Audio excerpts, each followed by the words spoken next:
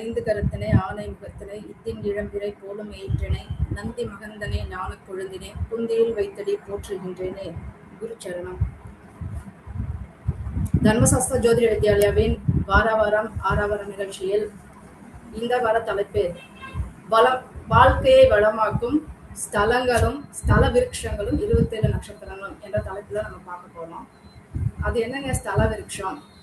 27 நட்சத்திரத்துக்கு உண்டான மரங்கள் என்னென்ன நம்ம பார்த்துருக்கோம். இப்ப ஸ்தல விருட்சம் ஒவ்வொரு நட்சத்திரத்துக்குமே ஒரு சில குறிப்பிட்ட ஸ்தலங்களுக்கு மட்டும்தான் நம்ம போய் அதை தரிசனம் பண்ணிட்டு வந்திருக்கோம்.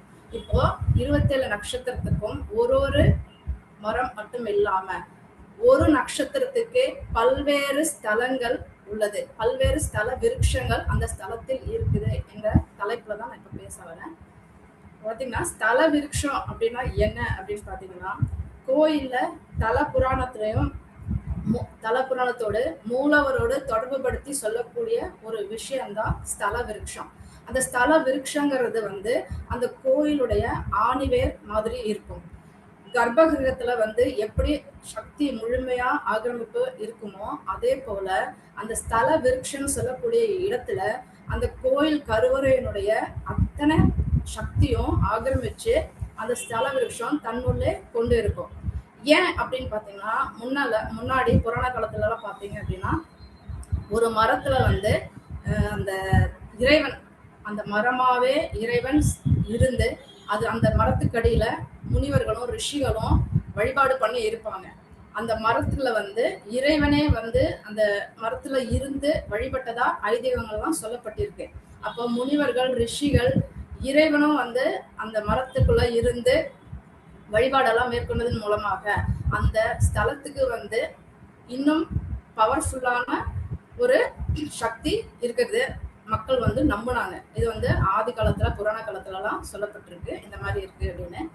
அப்போ அந்த ஸ்தல விருட்சம் தான் அந்த மூலவருக்கு இருக்கக்கூடிய சக்தி எப்படி பிரதிபலிக்குமோ அதே மாதிரி அந்த சக்தியை உள்வாங்கி வரக்கூடிய மனிதர்களுக்கும் அந்த ஸ்தல விருட்சத்தின் மூலமா அந்த கர்ப்ப கிரகத்துல நம்ம தரிசனம் செஞ்சா எந்த ஒரு ஆற்றல் நமக்கு கிடைக்குமோ அது போன்ற ஆற்றலே அந்த ஸ்தல விருட்சமும் கொடுக்கும் என்பது புராணத்துல சொல்லப்பட்டிருக்கு. அப்போ பாத்தீங்க அப்படின்னா, இது பழங்காலத்துல கோயில் கட்டப்படுவதற்கு முன்பே இறைவன் அந்த மரத்திற்கு கீழ் அமர்ந்து தியானம் செய்யப்பட்டதால அந்த இறைவனுடைய சக்தியும் முழுமையா அந்த ஸ்தலம் விருட்சமே ஆக்கிரமிப்பு பண்ணி இருக்கு அப்படிங்கிறதும் இருக்கு. அப்போ அந்த ஊர்ல இருக்கக்கூடிய மக்கள் எல்லாமே அந்த ஒரு விருட்சத்தையே தெய்வமா வழிபட்டிருக்காங்க. இறைவன் வர்றதுக்கு முன்னாடி மூர்த்தி, தீர்த்தம், விருட்சம் இதெல்லாம் வர்றதுக்கு முன்னாடி, மூர்த்தி வர்றதுக்கு முன்னாடியும் தீர்த்தம் வர்றதுக்கு முன்னாடியும், மூர்த்தி என்கிறது மூலவர், கருவறையில் இருக்கக்கூடிய இறைவனை சொல்லக்கூடியதுதான் மூர்த்தி. தீர்த்தம் என்பது தெப்பக்குளம், நதி அல்லது கடல். ராமேஸ்வரம்லாம் எடுத்துக்கிட்டீங்கன்னா அந்த கடல் நீர் தான் தீர்த்தமா முதன்மையா சொல்லப்படுகிறது. அந்த மாதிரி தெப்பக்குளம், நதிகள், எந்தெந்த ஸ்தலத்துக்கு தெப்பக்குளம் இருக்குது, எந்தெந்த ஸ்தலத்துக்கு நதிகள் இருக்கிறதோ அதெல்லாம் தீர்த்தமா சொல்லப்பட்டுள்ளது. அப்போ அந்த மூர்த்தம் என்றது மூலவர் வருவதற்கு முன்பு தீர்த்தங்கள் சொல்லக்கூடிய நதி, தெப்பக்குளம் மற்றும் கடல் இவையெல்லாம் வருவதற்கு முன்னாடியே இந்த விருட்சம் என்பது முன்னதாகவே இருந்திருக்கிறது என்பது குறிப்பிடப்பட்டுள்ளது. அப்போ இந்த தீர்த்தத்துக்கும் மூர்த்திக்கும் இருக்கக்கூடிய வலிமையை விட இந்த விருட்சத்துக்கு அதிகமான வலிமை இருக்கிறதா முனிவர்களும் சித்தர்களும் சொல்லப்பட்டிருக்காங்க. சித்தர்களே கூட இந்த விருட்சத்துக்குள்ளதான் விருட்சத்திற்கு அடியில், விருட்சத்திற்குள்ளும் அதை சார்ந்த பகுதியிலும் தான் சித்தர்கள் கூட தவம் புரிந்து இருக்கிறார்கள் என்று கூறப்பட்டுள்ளது. அப்போ அந்த விருட்சங்கிறது மிக முக்கியமான ஒரு விஷயமா கருதப்பட்டிருக்கு. மேலும் அந்த விருட்சம் ஒரு மனிதனுக்கு எந்த வகையில் பயன்பாடா இருக்கு அப்படின்னு பாத்தீங்க அப்படின்னா, ஒரு கோயிலுக்குள்ள நம்ம போய் தரிசனம் பண்ணும்போது கிடைக்கக்கூடிய நேர்மறையான ஆற்றல், ஒரு புத்துணர்வு, நம்மகிட்ட இருக்கக்கூடிய நெகட்டிவ் எனர்ஜி எல்லாம் போய் நேர்மறையான எனர்ஜி நமக்கு அதிகமா கிடைக்கும். கோயில் போயிட்டு வந்தாலே மனசெல்லாம் சந்தோஷமா இருக்கும், ஒரு புத்துணர்ச்சி இருக்க மாதிரி இருக்கும். ஒரு புதுசா உடம்புல பிளட் உருவான மாதிரி இருக்கும். அந்த மாதிரி உயிர் கொடுக்கக்கூடிய சக்தி அந்த ஸ்தல விருட்சத்திற்கு உண்டு. மூலவரை போய் தரிசிக்க முடியல, இல்ல ரொம்ப நேரம் காத்திருந்து கருவறையில் இருக்கக்கூடிய இறைவனை காண முடியல அப்படின்னு நினைக்கிறவங்க அந்த எந்த மூலவரை தரிசிக்க போனீங்களா, எந்த ஸ்தலத்துக்கு போனீங்களா, அந்த ஸ்தலத்தினுடைய ஸ்தல விருட்சமா கூறப்படுகின்ற அந்த விருட்சத்தின் அடியில் அமர்ந்து, இப்ப கோவிலுக்கு போனீங்கன்னா ஒரு நாளைக்கு ஒரு தடவை கோவில் போனீங்கனாலே குறைஞ்சபட்சம் 24 மணி நேரம் இருக்கணும். ஒரு நாழிகை 24 மணி நேரம் அந்த கோவில்ல இருக்கணுங்கிறது ஒரு ஐதீகம். அது மாதிரி அந்த ஸ்தல விருட்சத்துக்கு அடியில அந்த ஸ்தல விருட்சம் எங்க இருக்கு, அதனுடைய வேர் எந்த பகுதி வழியாக எந்த திசை நோக்கி செல்கிறதுன்னு பார்த்து அந்த வேர் செல்லக்கூடிய பகுதியில் அதை சார்ந்து அங்கே அமர்ந்து இருந்தீர்களா 20 நிமிடம், குறைந்தபட்சம் ஒரு 20 நிமிஷம் அங்க அமர்ந்து இருந்து மௌனமாக இறைநாமத்தை ஜெபித்துக் கொண்டு 20 நிமிடம் அமர்ந்தால் அந்த கருவறையில் இருந்து இறைவனை தரிசித்த பலன் இந்த ஸ்தல விருட்சத்தில் இருந்ததற்கு கிடைக்கும் என்று புராணங்கள் சொல்லப்பட்டிருக்கு. புராணங்கள் கூறுகிறார்கள், சித்தர்களும் இதை வலியுறுத்தி சொல்லி இருக்கிறார்கள். ஸ்தல புராணம் விருட்ச சாஸ்திரத்தில் இது கூறப்பட்டுள்ளது. ஸோ அப்போ அந்த அளவு பவர்ஃபுல்லான வலிமை கொண்டதுதான் அந்த ஸ்தல விருட்சம். ஒவ்வொரு கோயில்களிலும் ஒரு ஸ்தல விருட்சம் இருக்கு. அந்த ஸ்தல விருட்சமும் அந்த கொடிமரமும் அந்த மூலவர் என்று சொல்லக்கூடிய கர்ப்ப கிரகத்தில் இருக்கக்கூடிய சக்தியை நமக்கு தாங்கி கொடுத்து வரக்கூடிய மனிதர்களுக்கு நேர்மறை ஆற்றலை கொடுத்து கொண்டே இருக்கிறது. அப்போ அந்த ஸ்தல விருட்சத்தை நம்ம அனுதினமும் வணங்க வேண்டும். அப்போ ஒவ்வொருவரும் தாங்கள் பிறந்த நட்சத்திரத்தின்படி, ஜென்ம நட்சத்திரத்தின்படி என்னென்ன நட்சத்திரத்தில் பிறந்தீர்களோ, என்னென்ன அதற்குண்டான மரங்களோ அந்த மரத்தை முறையாக வழிபாடு செஞ்சால் நேர்மறையான ஆற்றலும் வாழ்க்கையில் வளமும் பெறலாம் என்பது ஐதீகம். அப்போ ஸ்தல விருட்சம் இருப்பதற்கு என்ன காரணம் அப்படின்னு பாத்தீங்கன்னா, இந்த பூமியில அந்த மரமானது, ஸ்தல விருட்சம்ங்கிறது மரம், அந்த மரமானது பூமியில எந்த அளவு அதனுடைய வேர் கிளை விட்டு பூமிக்கடியில் பறந்து விரிந்து இருக்கிறதோ, அது போன்றே ஒரு மனிதன் கோவிலுக்கு வரும்போது அவனுடைய ஆன்மீக எண்ணங்களும் மனத்தினுள் பறந்து விரிந்து இருக்க வேண்டும் என்பது ஒரு ஐதீகமாக சொல்லப்படுகிறது.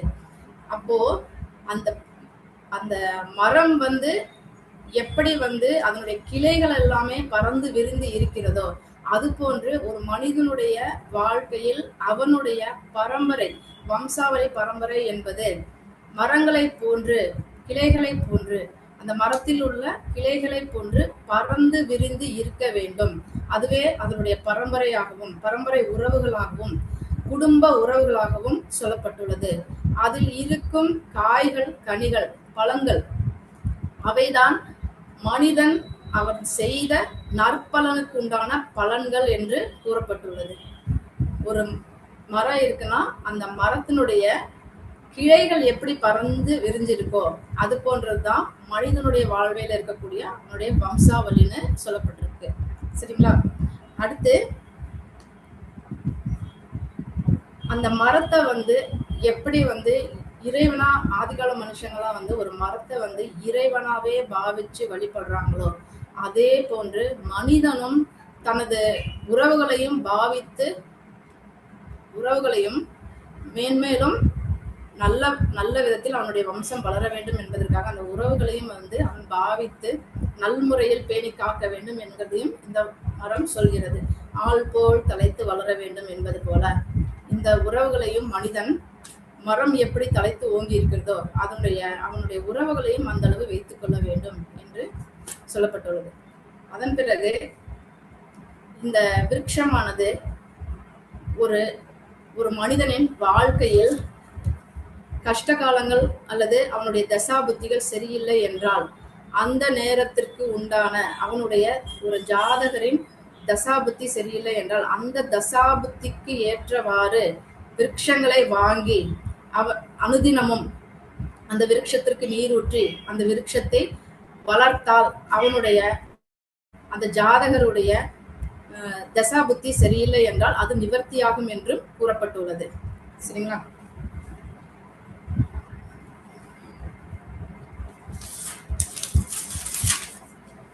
அடுத்து இந்த விருட்சத்தை வழிபடுறது மூலம் என்ன பலன் அப்படின்னு பாத்தீங்கன்னா, மூலவரை வந்து கருவறைக்கு போய் தரிசிக்கும் போது எந்த உணர்வு ஏற்படுமோ அதே போன்று இந்த விருட்சத்தை வழிபடும் போதும் உள்ளுணர்வு ஏற்படும். அந்த மூலவரை கருவறையிலிருந்து தரிசனம் பெற்றால் என்ன பலன் கிடைக்குமோ அதே பலன்தான் இந்த விருட்ச வழிபாடு எடுக்கும் போதும் முழுமையாக கிடைக்கும் என்று சாஸ்திரங்கள் சொல்லப்பட்டுள்ளது.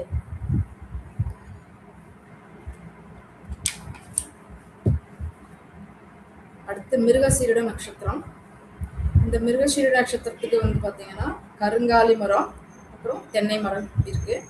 ஸோ இந்த 2 விருட்சங்களும் வந்து எந்த ஸ்தலத்துல இருக்கு அப்படிங்கிறத பார்ப்போம். அருள்மிகு கந்தசாமி வள்ளி தெய்வானை திருக்கோயில், செய்யூர், காஞ்சிபுரம். அருள்மிகு மாகாளநாதர் காலகண்டேஸ்வரர் திருக்கோயில், திருமாகாளம், திருவாரூர் மாவட்டம்.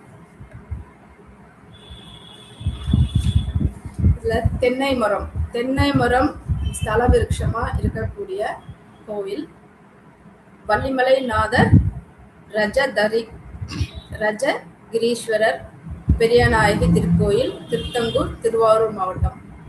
அருள்மிகு தயாநிதீஸ்வரர் ஜடா மகுட நாயகி திருக்கோயில், தஞ்சாவூர்.